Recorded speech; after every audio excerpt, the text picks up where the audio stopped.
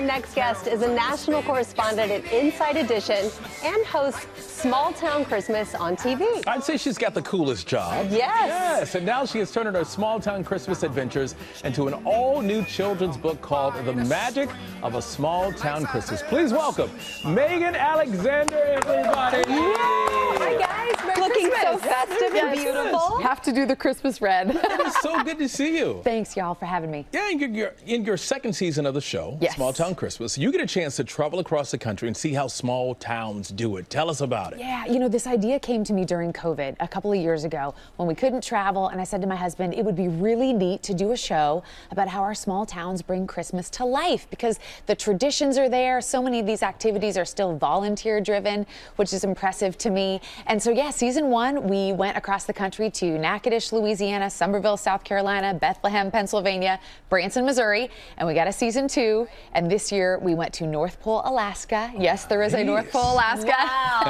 Wow. We went to Pigeon Forge, Tennessee, Ellijay, Georgia, and I just got back from Frostburg, Maryland. And I know you can't be biased, but what was your favorite, or one of your favorites? Well, Frostburg, Maryland, I said that we saved the best for last because they do something called the Elf Olympics. All of the college kids in their town get involved. They wrap Christmas trees. They're doing the antler toss. They're doing the cookie toss.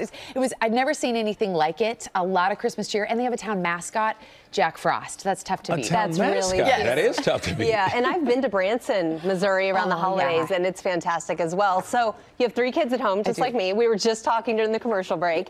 How did they inspire this book?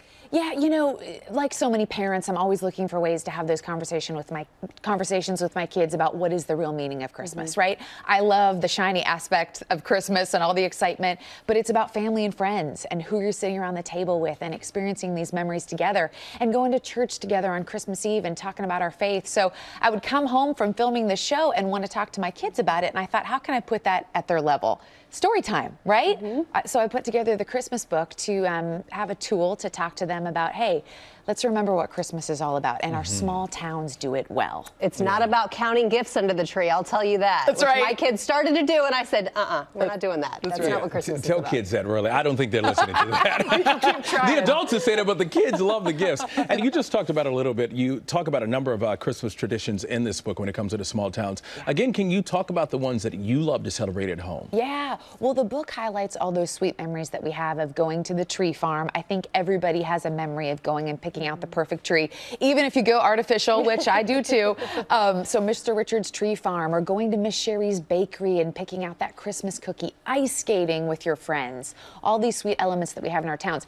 For me, something we started a couple of years ago, we do a flashlight candy cane hunt in our backyard. Nice. We invite all the kids in the neighborhood and their friends. We sprinkle the candy canes. It's dark. They get out their flashlights and they search for them. 1 or 2 candy canes have a $10 bill wrapped around them, maybe a $20 bill if you're really lucky. But it's a tool to say, hey, what's the candy cane? The candy cane is reflective of a shepherd's staff, which ties us back to Jesus' birth and the nativity story. So always trying to be intentional with all the little fun things that we do. I'm stealing that idea. It's so much fun. Although New York City at night, we might find other things other than candy canes. Do it in your apartment building in the hallway. I love that, Megan. Thank you. And make sure you check out The Magic of a Small Town Christmas everywhere books are sold. Yeah, I got to check it out. Well, hey there, GMA fans. Robin Roberts here. Thanks for checking out our YouTube channel. Lots of great stuff here. So go on, click the subscribe button right over here to get more of awesome videos and content from GMA every day, anytime. We thank you for watching, and we'll see you in the morning on GMA.